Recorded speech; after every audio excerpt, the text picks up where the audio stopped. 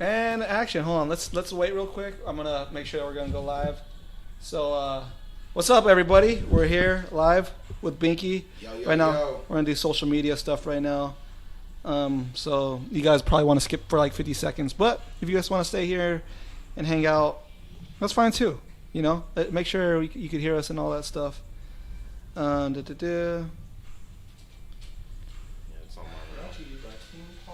up, everybody?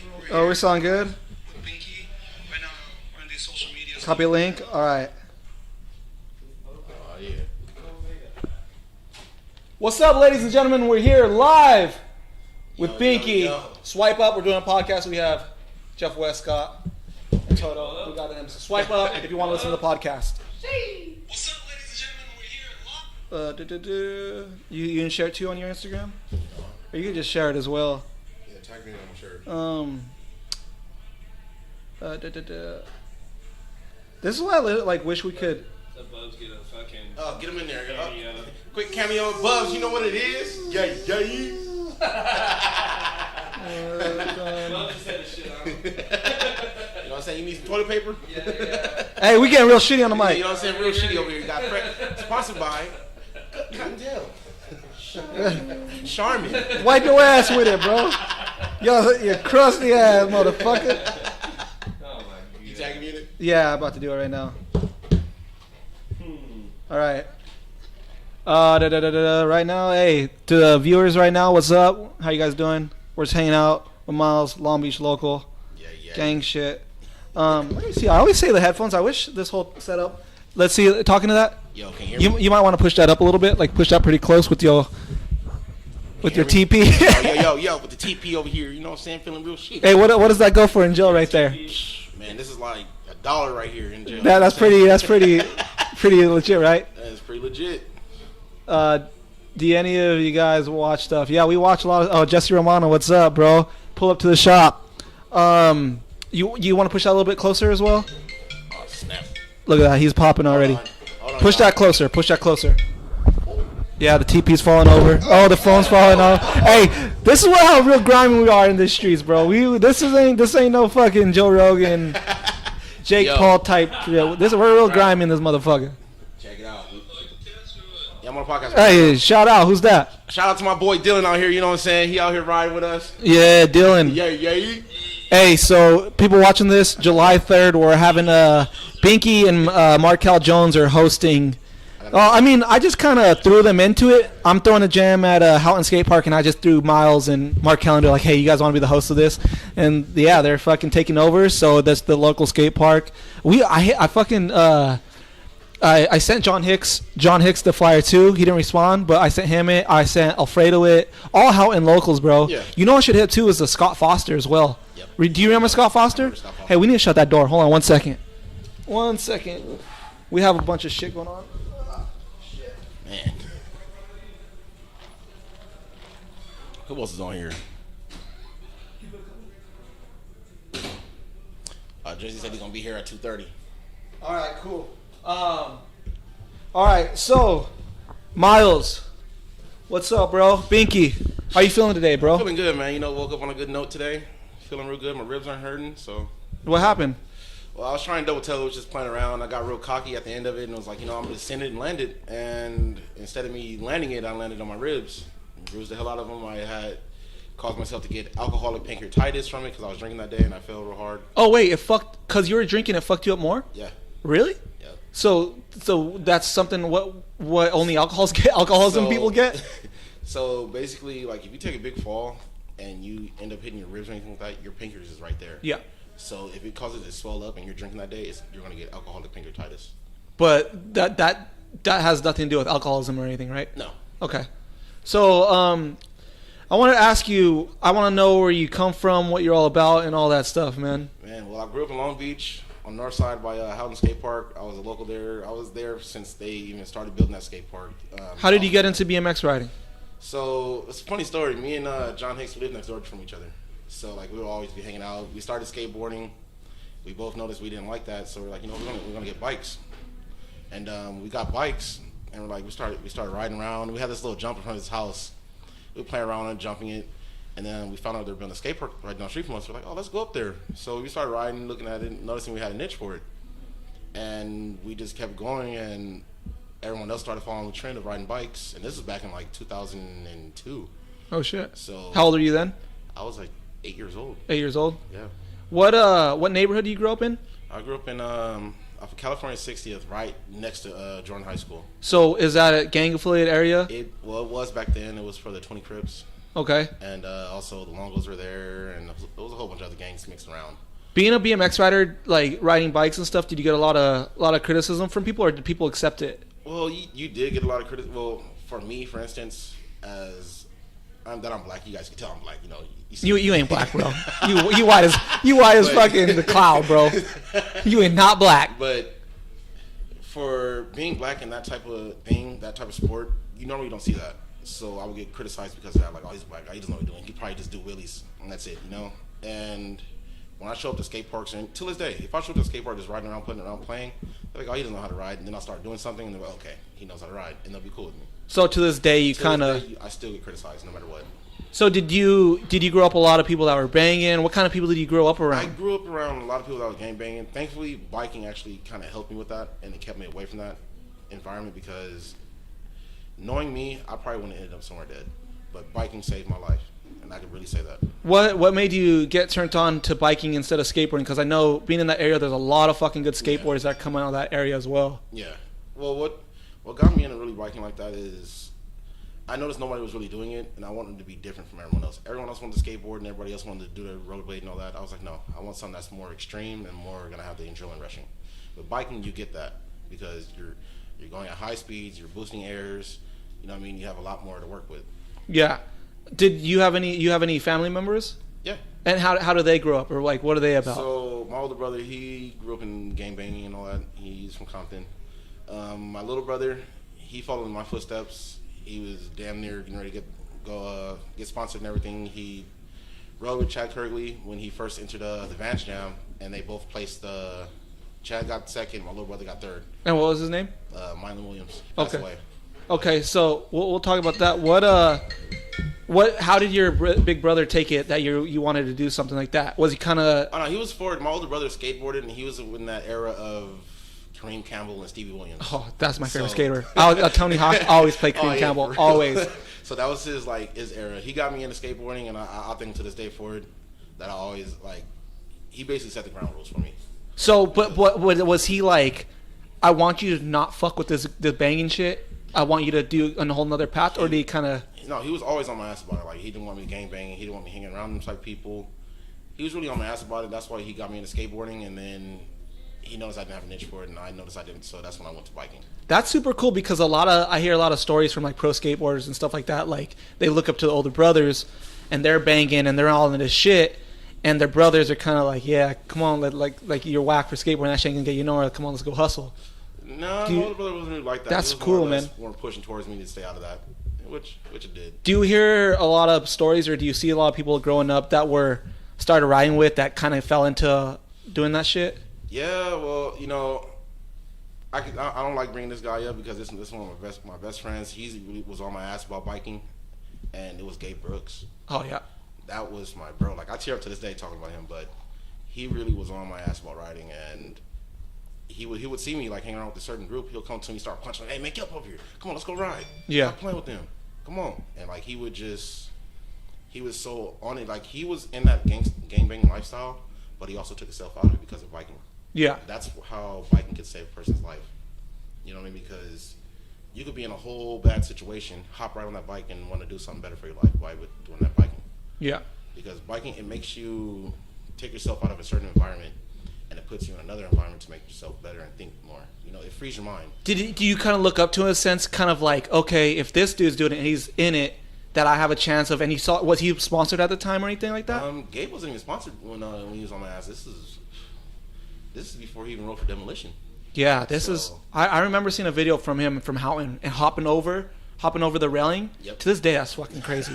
But I was like, who the fuck is this fucking dude? Like, I loved Gabe, bro. Like, from the first, he was just so raw. I loved the fucking grittiness of it. I just he was a definition of what BMX looked being cool. Like, yeah.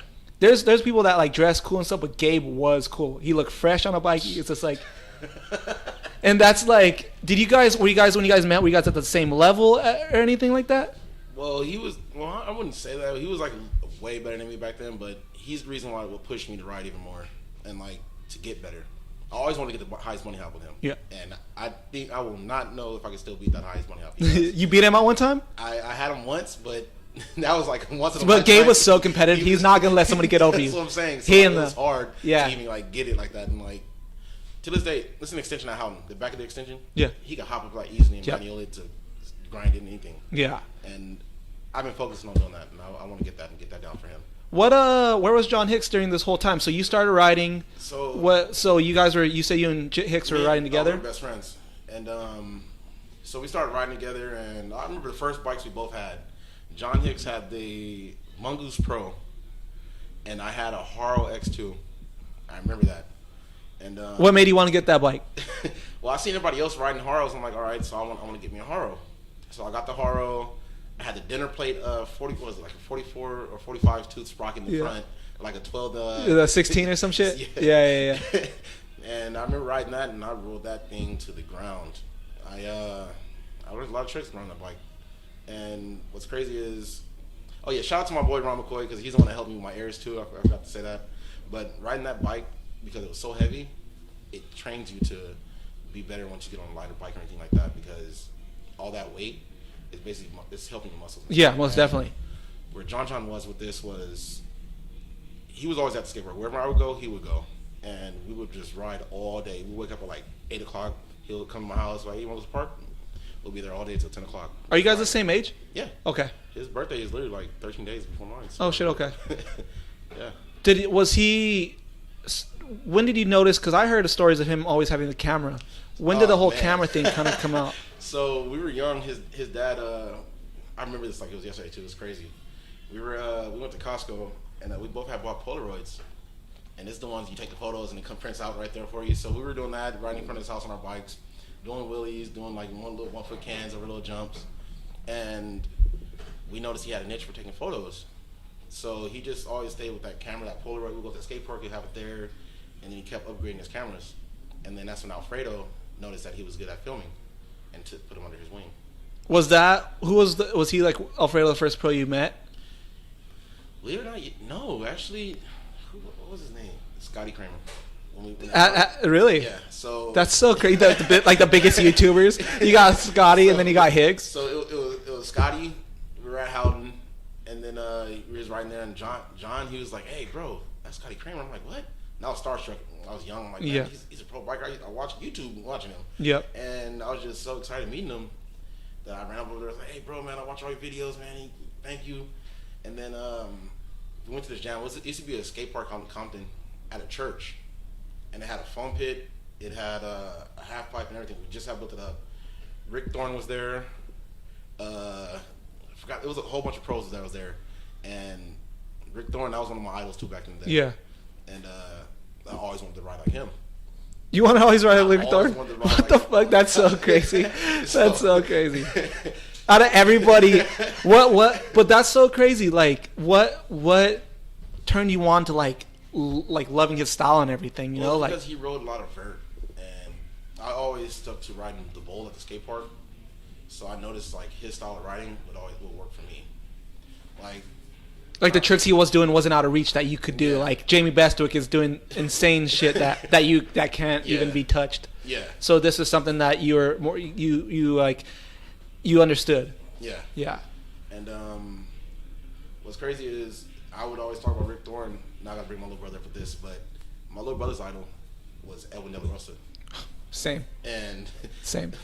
His style of riding was just like Edwin's, and I started trying to adapt. I started watching videos now to this day. I still watch some of Edwin's videos just to try to adapt that style into my style. Yeah. So, I'm sorry. So what? Your brother? Let's go back a little bit. Your brother started riding when you started riding? He started riding a few years after me, and he progressed so quick. Like this dude, yeah, he was a beast. What kind? He was more street style. He was more street, but he would take it to the dirt, to any park, and just kill it. Who did he look up to other than Edwin? Because you said he was doing the contest stuff. Yeah, for him it was Edwin, Nigel, Chase Hawk. That's crazy. Chase Hawk. Yeah. So what happened? Are you able? Do you want to talk about what happened with that shit? So it's all good. So what happened with my little brother was he was out gangbanging. So he was active BMX rider gangbanging. Yeah. Okay. So he was active gang member when he was riding a lot, and he decided to hang out in his hood. Some of his homies got to him. They got into an argument. My little brother, he's known for fighting. That's what he's well known for. And the guy didn't want to fight him. And so my little brother was like, all right, I'll walk away from you. So my little brother walked away. The dude tried to run back 3 times. Where was this at? Out in Compton. Just over nothing. Over nothing. And how old was he? He was going to be 21 3 weeks before he passed away. That's so fucking crazy. Like, is there any footage of him anywhere? Matter of fact, I would love to see some footage of him because I know, I'll check right now. Did I ever meet him? You have. Did I? You have. Let me see. I'll probably pull something up right now for you. So how did he get into banging? Just hanging around the wrong crowd. Like I always try to keep him with me, but when I was never with him, he would hang out with that crowd. Did he look up to you or to your bigger brother? He looked up to both of us, but more or less me because I rode bikes and that was something he liked. Yeah. You know, and he always, like watching my shorty picture, he would always just be a beast at whatever he did. Just super good at telling everything. Yeah. So people growing up that kind of like grew up in the hood and all that shit, what suggestions or advice would you give them to, that they're kind of torn up between biking or skateboarding or whatever they want to do, their interest, and then banging? I say I wouldn't even bang because it's a dead end thing. Like you're gonna get killed or be stuck in jail for the rest of your life. With biking, you have a huge outlet to exert all the anger, put it into your biking. Like for me, when I get mad, I'll go hop on my bike, ride, and it just kill all my anger or whatever feelings I'm feeling that day because it clears your mind. That game banging, you're gonna be stuck in that lifestyle, and it's just a never-ending cycle. Going through all that stuff, hearing this shit, did it ever make you want to like say fuck bikes and I'm gonna fucking retaliate or like just any not we can't talk about no shit, but like just a feeling, It's gone through my mind a couple times, but I always think about like, man, what would he want? Yeah. Would he want me to go out there and retaliate? No, he would want me to ride these bikes and really do what I do best. And just ride it for him, like ride bikes for him as well. Yeah. That's so crazy, man. Like going to Houghton and just I went to Houghton when I was like 11, 12. Damn, that's crazy, bro. We're gonna do Miles's bar is gonna be signature. What are we gonna name the bars? So the bars I'm gonna come up with, I'm gonna call them Gouda bars. Named after my little brother. That was his nickname, Gouda. So I'm gonna name him after him. How many is there a lot of active pro skateboarders or BMX riders that are gang members that don't talk about it that you know of? That's kind of like a secret society type thing that you know of. I know a few of them, but they don't claim. They don't. That's crazy out here, man. There's some out there. Houghton is Long Beach is Compton. Like seeing Antoine when I always watch Antoine's shit. Like God. Antoine Dixon loved his shit, and then meeting him, hanging out with him, I was like, holy shit, this is fucking Antoine Dixon, bro. And he's about like he ain't. Oh, he's about that life. But the media kind of fucked him too, bro. They portrayed him as a villain. Like, but that happens a lot, and like it's weird to say, but that happens in a lot of race shit, bro. Because a lot of white people out here doing the same shit, and it sucks, man. It's like, it's not to say you're a product of your environment, because Antoine was fucking. He looked up to his big brother from the interviews I heard, and like he was turned on to everything his big brother's doing. So he helped his brother, but at the end, I guess he fell to his own victim. But I saw like a lot of videos on him. But dude, Antoine in person, man, super cool. He's fucking down to earth, and he's just down to ride for his friends, bro. Like anybody else would be, That's what it's supposed to be. It's all camaraderie. Who's some of the riders coming out that you like to watch right now? Some of the riders coming out right now. I gotta say my boy Jensen. He's been wait, is that, yeah, that's the name. Yeah. I've been following him on Instagram, and he's been just putting Jensen? Alright, this is Jesse. My bad. Let me check. Jesse's this. Wait a minute, my bad, bro. Who trying to chase the dragon? I don't even know what that means. What's good? But there's a couple of my buddies out there that ride good. Jesse for one. So my buddy Dylan, that was just talking to on the phone, he's a beast, and like he hasn't put any edits out or anything like that, but he's a beast. Okay, so let's go back. So you're riding, you got your Haro, you start riding, you meet Gabe Brooks, and then what's up next? So after I meet Gabe Brooks and everything, it used to be these twins. I forgot their names, but they used to ride with Gabe all the time, and they would always come pick me and my little brother up. We would ride, hang out, and like we just noticed I had an itch for it, and that's how I met Bell and Lil John and everybody, because they would come to the skate park, chill up there, ride, and we all noticed we had an itch for something, so we always stayed together.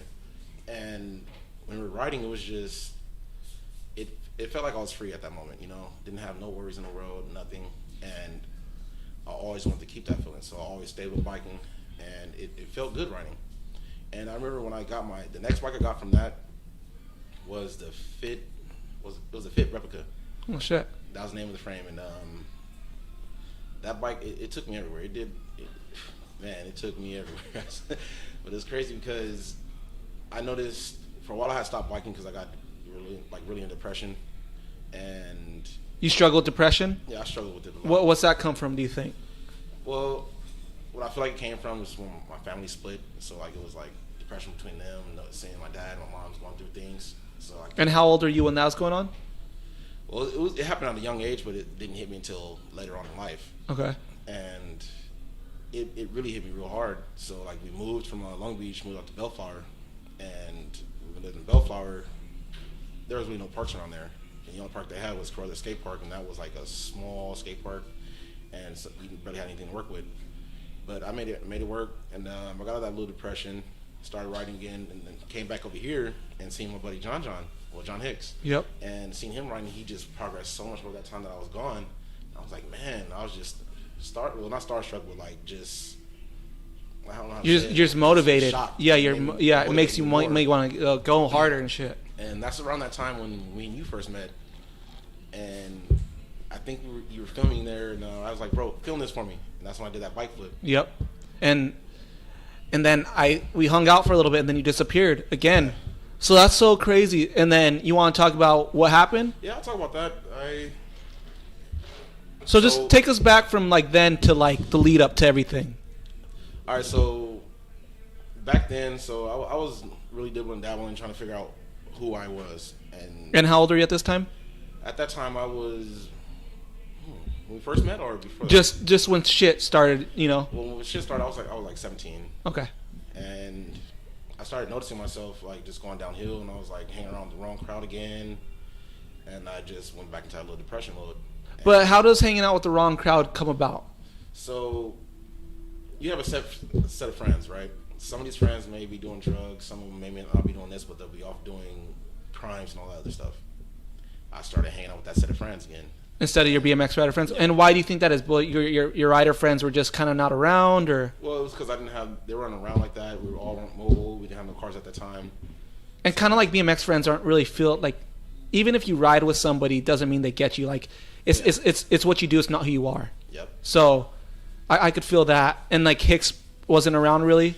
He wasn't around because he was filming for Alfredo. So yeah. He was always going on trips, or like this is when and from him filming with Alfredo, he blew up. So he went out and started filming with Nigel and everybody else. So I really didn't have Hicks around like that. And your brother was still around? My little brother was still around. Okay. And he fell off because I fell off of riding too. So he didn't have nobody else to ride with. Okay. So we both just kind of went our own little ways for a little bit.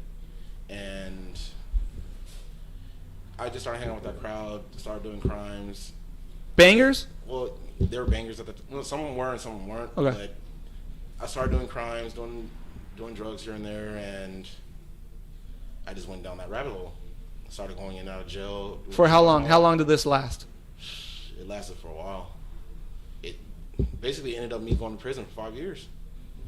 Okay, so how old were you when you went to prison? I was 20, just had turned 22, right after my birthday. And that was a lead up to how many times going to jail and convictions before? Going in and out of jail for just petty crimes, being drunk in public and all that other stuff. Oh, you went to jail for being drunk in public? Well, you're fighting somebody?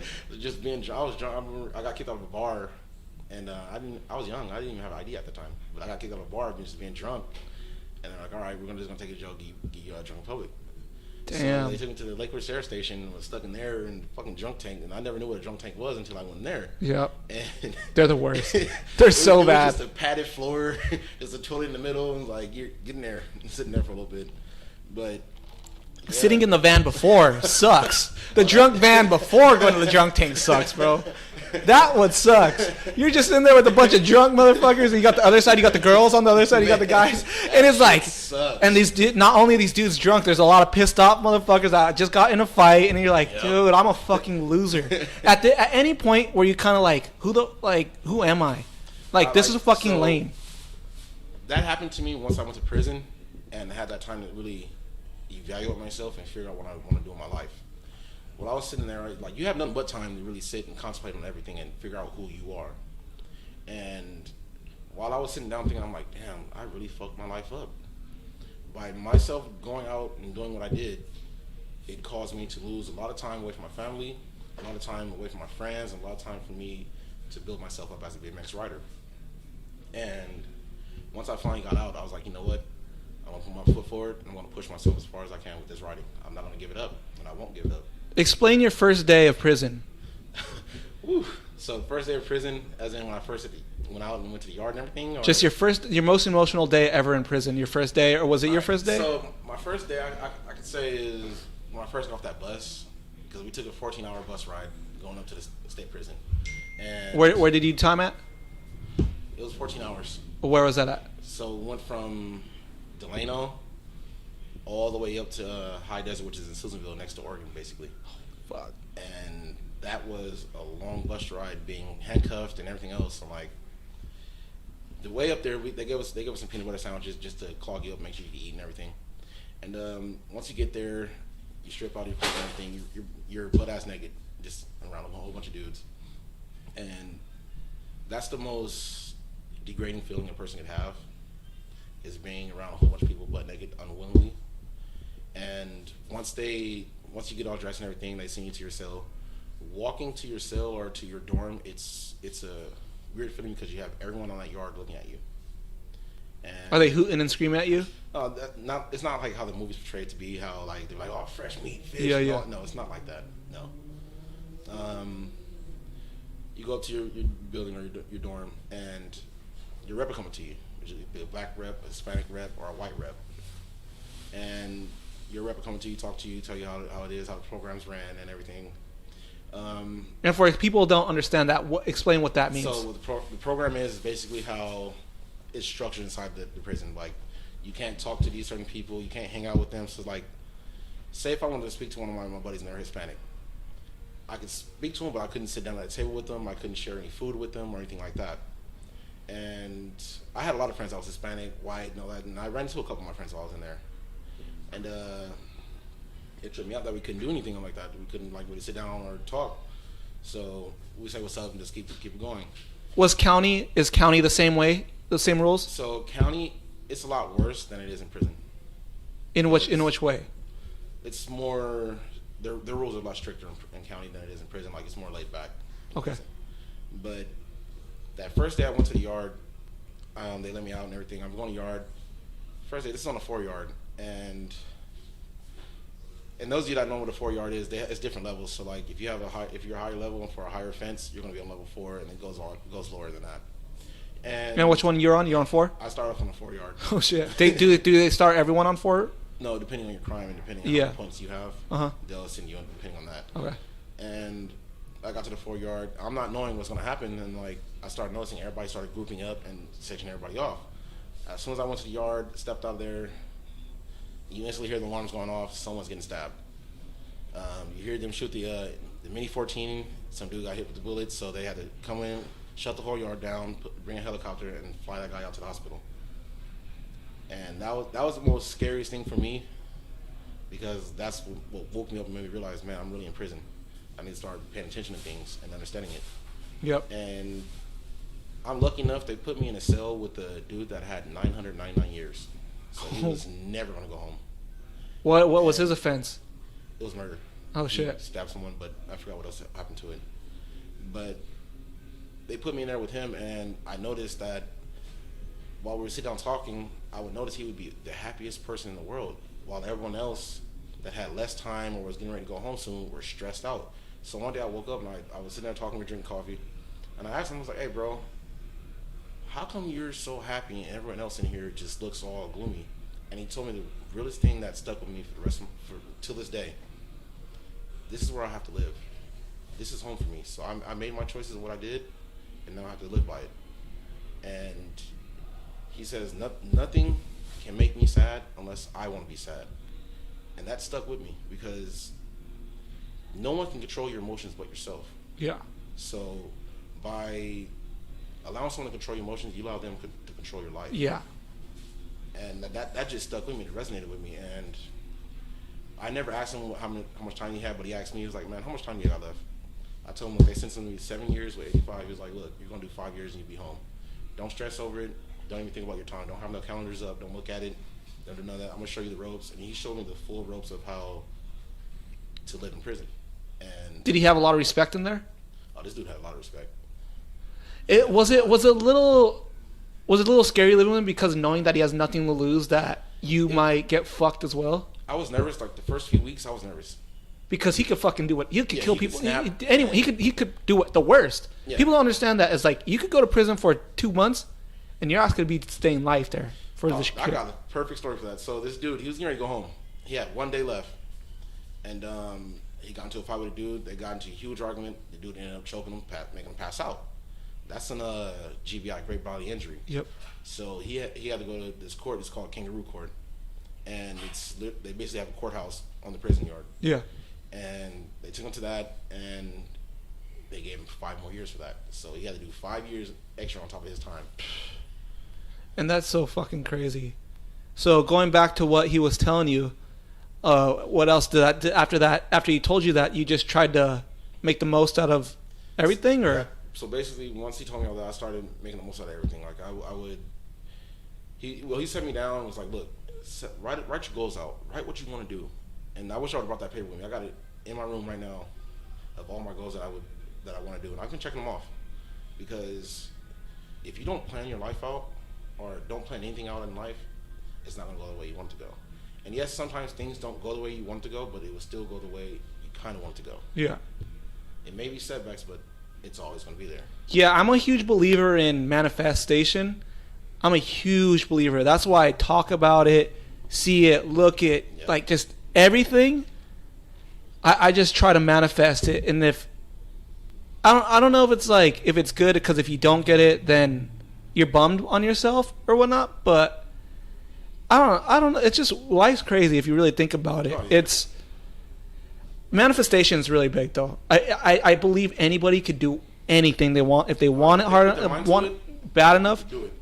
So what was going on during the whole jail time? So during that whole jail time, I really started working out. I started focusing on me. I dropped out of school, so I was like, you know what? I'm gonna go to school in here, get my GED. I ended up getting my GED, taking the GED test, and aced it the first try. Started going to college in there. I started.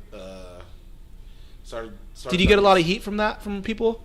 No, because if you're doing what you're supposed to do in there, like doing your schooling or working out and whatever, you wouldn't get no heat from anyone because they know you're trying to better yourself. And they're okay with that? They're okay with that. Okay. If you're just running around being stupid, then they're going to get to you. But I ended up doing my schooling, got my GED, started going to college while I was in there. Started studying philosophy and psychology. Ace philosophy, I kind of messed up with psychology a little bit, but I was doing good in there. Then I ended up, from me getting my GED and going to college, they took 6 months off of my time because they give you rewards for that. Yeah. So I did all that. They dropped my points started going down, so they dropped me down to lower levels. Ended up going to a level 1. What's the difference? How big of a difference is 4 to 1? All right, so on a level 4, you're in a cell, and it's a level 4 180. So you're in a cell, and the cell doors, they have holes all in them. It's small cell. Well, you got big cells and smaller cells, but the ones they had me in were small. And the 180s basically it's a big dorm and it's set up in sections. So it's A, B, and C section. They're all blocked off. So. And you can leave and come whenever you want into not into that. That's only on level 2s and level 1s. Okay. But level 3s is a lot more programmers. Like you're able to go out your cells, watch TV, play cards, and go yard time and stuff like that more. For level 2, it's dorm setting. So like you're in a huge dorm. It's like military barracks. Yep. Where it's just a whole bunch of bunk beds and everything around. And that's basically how level 1s and level 2s are. On level 1, you have more freedom. You can walk in and out of your building all day.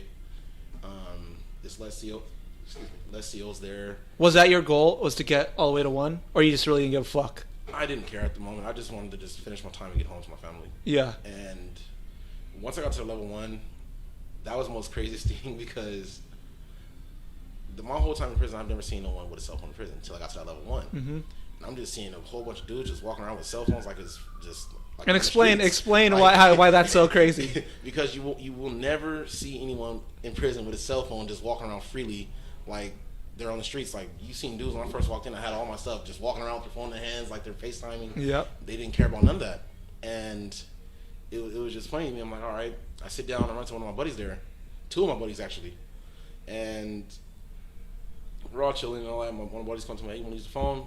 I was like, yeah, I'll use the phone. Started calling everybody, letting them know I was home.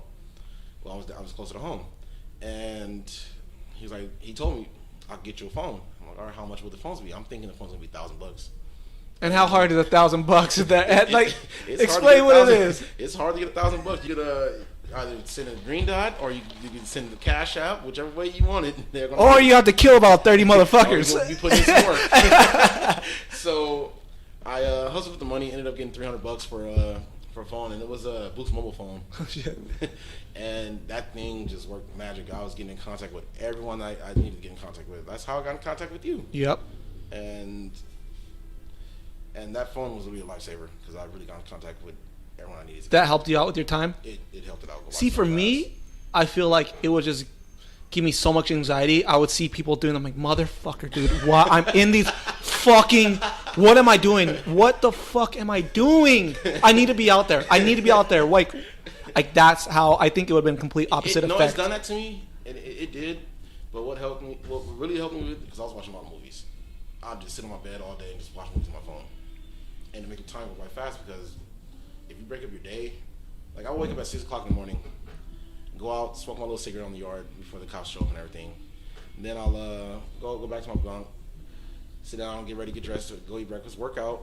And after I finish working out, the rest of the day is me. I'll just watch the videos on my phone, or go back to the yard, talk to my buddy Jared. Yep. Yeah, shout out to my buddy Jared too. I forgot about that. Yeah. What were you still with your cellmate from the beginning? No, he stayed up there. He has to stay up there, huh? Up there unless he works his points all the way down. Shit. What is there a movie or anything that you cannot watch right now because it gives you PTSD of being in jail? Man, there's so many movies. So it's just one movie. It's a cartoon movie, and they watch a number of like PG-13 movies in prison. One of them was Moana. I cannot watch that. I can't. And then it's this Hispanic show called Al Extremo. Okay. And everyone watched that show. If I even hear the beginning part of that show, I lose my mind. That's crazy. Certain sounds to this day, it still messes me up. Like when I first got out, I got out before 4th of July, and just damn, this jam is literally fucking like. It's like an anniversary, bro. That's so cool. That's not even planned, bro. How did I know that? So, just me hearing certain firework noises, it sends me back to that first day of being in prison when someone got shot. And I've been in riots too in prison, and I see the dude get shot right next to me with the gun. With the real gun? Yeah, and killed him. It dropped him. It killed him. Holy shit. And that was one of the worst experiences for me too. Yeah, what was that day? Let's hear that. Right. Let's hear that's the craziest time in jail? That was one of the craziest times in jail. Was Jared was there too, right? Not this one. Okay. I didn't run to Jared's. I went to the 1 yard. Okay. But once I was on a 4 yard still, and then there was a big racial riot going on. And who's beefing? It was the blacks and Hispanics. Always. Yeah. Why is it, bro? Why is that? Why are we always beefing? And so it's a big riot going on. We're fighting one of the other black brothers who was standing next to me. Fighting, he had a knife in his hand, because if the guards see anyone with a knife, they're going to shoot them. They're going to shoot to kill. And when you go into prison, it's a sign on the wall that's painted on that says no warning shots whatsoever. And they shoot to kill. So we're fighting and everything, and You ever get your ass beat? I've got my ass whooped. I'm not gonna lie. This dudes that's in prison that look like they just eat, sleep, work out. Really? And you had to box one of them? And you have to box with them. You have to? Why? Why you have to? If they come up to you and say you're in a cell and you get into an argument with somebody, they'll tell you to go to your cell. You can fight in the cell. And the cell, I could literally just stick both of my arms out and touch each wall. Yep. And it's dudes in there that look like they would just choke out the Incredible Hulk. Like Yeah. with nothing. And you had to fight somebody like that. You're fighting these type of dudes. I've gotten my jaw broken. So you had a what was the beef over? So We're jumping all around. I'm sorry, guys. Yeah, I'm it's just all good, so I'm so intrigued by this whole thing. I'm sorry, ladies. Like, look, you let him finish one story. I'm sorry. It's like a fucking crazy. But yeah. So in prison, it's a certain rule. You don't call no one a bitch. That's one of the words that everybody hates. That's basically degrading a man. And the word has slipped out of my mouth. I was like, man, oh, you're a bitch, whatever. And Even if you're joking? Yeah, it's another word. Oh. So you're gonna have to end up fighting someone if you say that. So I said that. I was joking with him, but he didn't take it that way. We were playing dominoes, and he's like, "All right, we're gonna go to the cell. I'll catch you later on. No trip." I'm like, "All right, cool." My study at that moment. You could have been like, nah, it was a joke, man. No, You can't show that, huh? nope. God damn. So I'm in there. I'm fighting this dude. I'm like, all right, this dude is big, so I have a little space to move around. He doesn't. So we're in there fighting, and like no one can stop the fight. No, it's only you and him in there fighting. They could kill your fucking ass. So it's either you do what you do and stay your ground, or you're gonna just get fucked off. Excuse my language for cussing, but that's basically what's gonna happen. And So what's up with your boys? They can't get in the middle of it? they can't get in the middle. This is a one-on-one thing. Even if it's the same race?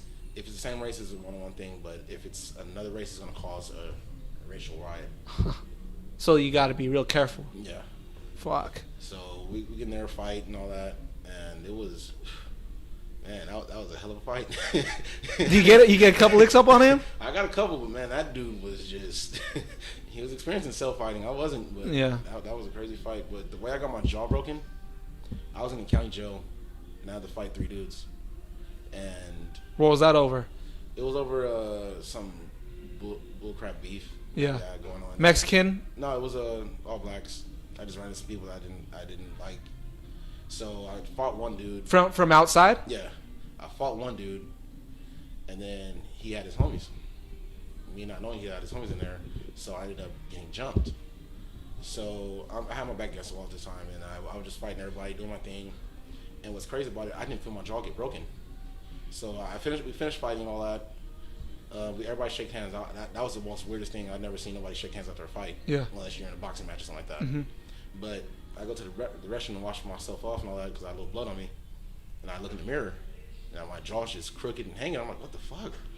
So I go back to my bed a little bit. I'm sitting down. I'm like, man, I'm gonna have to go to the hospital. Starts hurting? And everything starts kicking in. So I tell my rep, I'm like, hey man, I'm gonna have to go to the hospital. My jaw's broken. He's like, all right. So he went up, told everybody I had to go to the hospital. Ended up getting shipped out. Went to the hospital. My whole jawline bone was just shattered. So I have metal plates on in here. Jeez, bro. But did they catch your brother's murderer? no. No? No. That is fucking crazy. Damn, imagine fucking. Gee, I don't want to say anything, but just imagine fucking catch him in jail. Man. So you did how many years? I ended up doing 5 years out of 7. Okay, and then you get out. I get out. The first thing that was on my mind was riding my fucking bike. Not even fucking? Not just getting on my bike. Damn. I wanted to ride my bike. Yo, fuck hoes. I want to go fucking ride my bitch, my bike. Man. So Fuck. I hop on my bike, and I know that I still have my little niche for it. I'm like, all right, I got this. Yep. And I just kept pushing myself with that. Then I went home after I finished riding, told myself I was going to visit my little brother. And I went over there and sat there, and like everything just hit me right then and there. Like that was one of the saddest days for me, but also one of the best days for me. In which way? Because I finally got to see where my little brother was buried at. Oh, you didn't even get to see. So he got killed when you were in jail? Yeah. Oh, no. Yeah, it was bad. Oh, hell. And I finally got to be where my little brother was he actually the one that put that bike together for me. The one I'm riding to this day. Yeah. He put it together and said, "Bro, I got a bike for you. I want you to ride it." When you get out. Yep.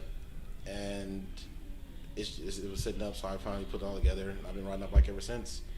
I still got his bike right now. I still got his bike with me right now that I haven't even touched because I will feel weird riding it or doing anything. When you get your own house, you could just put it up. That's what I'm gonna do. That's gonna be dope. Yep.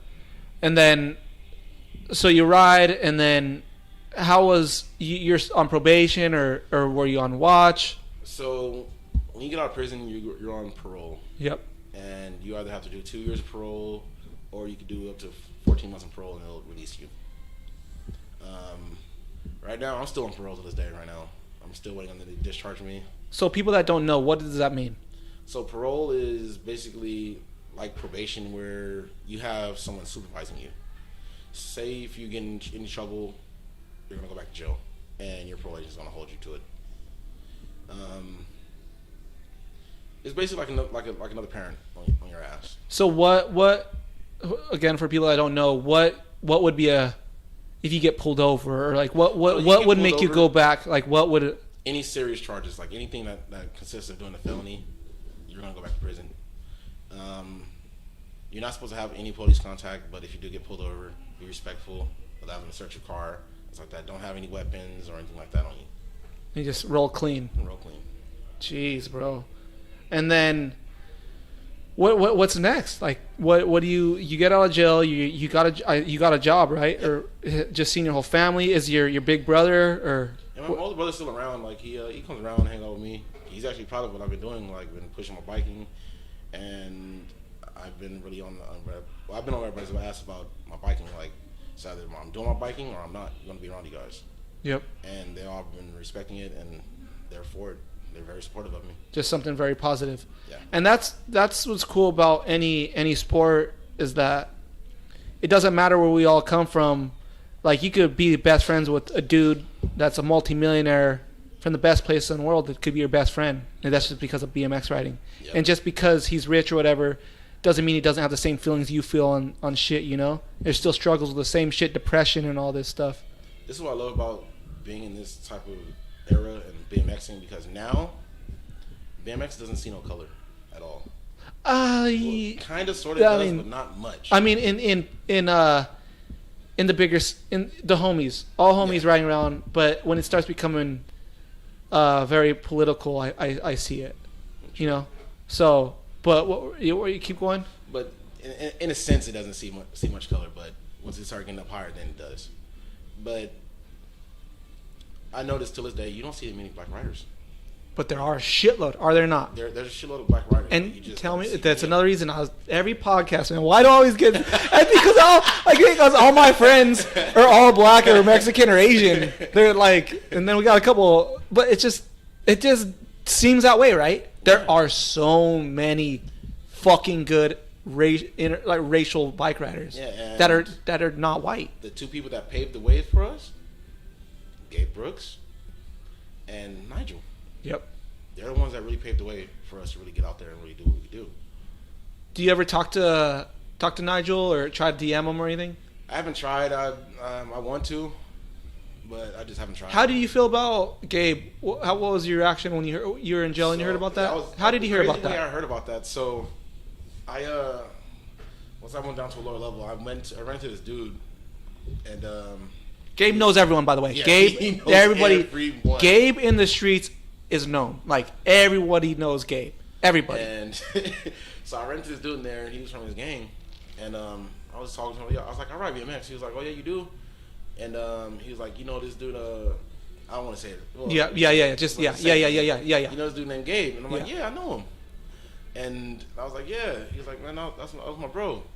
I'm like, "Yeah, cool." I like, "Where you going with this?" He's like, "Well, you know you got killed." I'm like, "Nah, man." And he explained to me how everything happened, and it was just sad, bro. Like that broke my heart. Yeah. Because that dude was on my ass. He would hit me up. Like, "Bro, you want to come ride? Come on. Get out. Come on, ride. Don't be sitting in the house. Don't be hanging out with these people. Come ride right now." Dude, I love that shit about him. He would seem like he would be tough, on everyone, but he was the coolest dude in the world. Just the coolest. He just had that mentality of let's be better. Yeah. That's it. And he wanted to. He knew people had potential. Yep. And that's why he was hard on everyone, because he would fucking. He just had that. I know what I can do. Fuck everything. Like, I know what you can do. And dude, I spent so many days with him, like months, like picking me up in the morning, 6 a.m. We go to his grandma's house, back to Long Beach. His grandma's house, back to Long Beach. I'd be on missions all day, and by the time it was 4 o'clock, we'd try to get a clip, and we didn't. But it doesn't matter. It was just like, dude, he took me.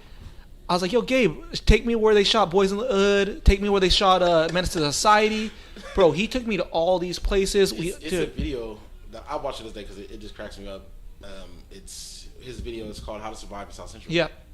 And I watch that video all the time. It just makes me smile just seeing my homie. Yeah, it's that smile, dude. His kid. Have you met his kid? I haven't get to see Bro, it's crazy, dude. Like, I look at his kid and I'm like, that's fucking Gabe. What the fuck? That's baby Gabe. Like his little smirk, and like his funeral is gnarly, man. That shit really, really got me. Man. Like, Gabe was a very, very good. He was a positive role model, and I saw him a week right before too. That shit happened, and he put a lot of people on, and he was just Gabe, man. And I fucking I really appreciate what he did and his whole view on everything, man. He was a real motherfucker, bro. He basically showed everyone that lived in that ghetto area, the area. Well, we can say ghetto, whatever, but in that general area, that there's other outlets to make it out. You don't have to be this scholar in school or anything like that. You could find a niche that you like to do. It could be rollerblading. Yep. And you're going to be able to get out of that, get out of your own generational lockdown by doing something different than everyone else. Yep. And that's what paved the way for me and my little brother, and what made us really want to ride more. Yeah. And it really struck with us. So what's up for you? What's new? What's gonna happen? What are your plans? Well, all your goals in jail that you set. Are you? I'm reaching my end goal. My plans is within the next 2 years to have my own house. I'm planning on moving out here. I'm tired of living in OC. Damn, bro, OC. Damn, you're crazy for living in OC, man. But yeah, that's my end goal. I just been focusing on a lot more of my writing. Like, that's what I've been focusing on, because yeah, go a little easier, man. I tell you, you're out here fucking freshly out, just chilling. You're going from doing your shit, and then now you're over here trying triple tail with backflip tail. Yeah, just relax, man. Relax. Look what happens. You're getting hurt. Just chill. It's gonna come back. You just gotta relax and enjoy riding and just enjoy pedaling and get the feel of it and everything. And I want John Hicks to come back, and I want Alfredo Hicks, you, the whole fucking Houghton little squad needs to come together, bro. And that was way before me, like my time. So, have you talked to Hicks lately? No, I haven't talked to Hicks. I talked to Alfredo though. What's crazy is I can take it back to when Alfredo's brother used to ride. Yeah. And he used to be skinny as hell. Mm-hmm. Skinny. And now he's all huge. I'm like, what the fuck? Shit, man, Cobra. He's been drinking those Cobras, bro. Yeah, that was fucking funny. Alfredo put on for Hicks too a lot. And then it's crazy seeing Hicks. Dude, Hicks was Nigel's filmer. Yep. Hicks was... You were in jail too, and Hicks was doing YouTube. Yeah, dude, Hicks did you ever know Hicks when he was in? Not well, obviously you know him, but did you ever know what he was doing? How big he was getting? Oh, he was getting big. My older brother, he's the one that told me about John Hicks. He would my little sisters would follow him, and they told me that he put a video out of me and my little brother talking about us, how we had so much potential, and we probably would have killed the biking industry back in the day. And it made me cry because I have my phone and I looked it up. I forgot the name of the video it is, but he has so many of them. I looked it up, was watching, and I'm like, man, just to hear someone talk about me and my little brother and how much potential we had, it broke me down, because I feel like I let my life go. Yeah. While I was in prison, I'm like, man, I washed myself up. I'm done. But then I don't know what spark ignited in me, but I was like, no, I'm not gonna give my biking up. I'm gonna push even more. I'm gonna do what I need to do to make sure I live this life that I want to live, and it's all about BMXing. and that's something me and my little brother both loved, was biking, and I'm gonna keep that going until I die. Yep, and that's good to hear, man. I really like it to hear that. Have you got any urges to like? It don't seem like you do, like to just like in your head, like fuck, I just need to do some dirt type shit, or I need to. If I ever do get in those urges, and I'm not gonna lie, I have. And what sparks that? Just sitting around doing nothing, or even just when I was out of work, didn't have no money. I'm like, man, I just want to go out and do something. I'm To like, get paid. I'm like, no, I'm not gonna do that. I'm gonna just go out and ride my bike. It'd be cool. Just calm myself down. Yeah, your freedom. You gotta think about like, your freedom's way way. Like right now, you have a roof over your head. Yep. You have a roof over your head. You got a bed space. So that is good. So just focus on that. Because it's not like you're homeless or you got nowhere to go, and you always have a place. And if you ever feel that way, hit me up, dude. Because you always got a spot. You could. If everything you got kicked out, something, bro, you could. Man, right here, man. So don't. Fuck prison. Fuck jail. Oh, yeah. I just want to see you doing good and all the homies doing good. So if you ever need anyone, bro, like there's people probably watching this that are fucking stoked on that shit and you motivate. And that's all we're all about is. Oh yeah, I hope my story does motivate you guys. I really hope so. And yeah, man, they're gonna be seeing a lot more of you. Oh yeah. And we just got to get more of these video parts vlogging, but it's just so hard because our schedules clash. I know, but that shouldn't be a thing because there is time. We just got to make it. Yeah. And we just got to make the most of every day and do stuff. Is there anything you want to say to anybody or? Well, I'm throwing it. Well, he already told you about the jam we're hosting and everything out in the skate park. You guys want to come out, hang out with us, ride? We're all gonna have fun. July 3rd. July 3rd. I got a couple things planned out for that day. Just come up and ride with us.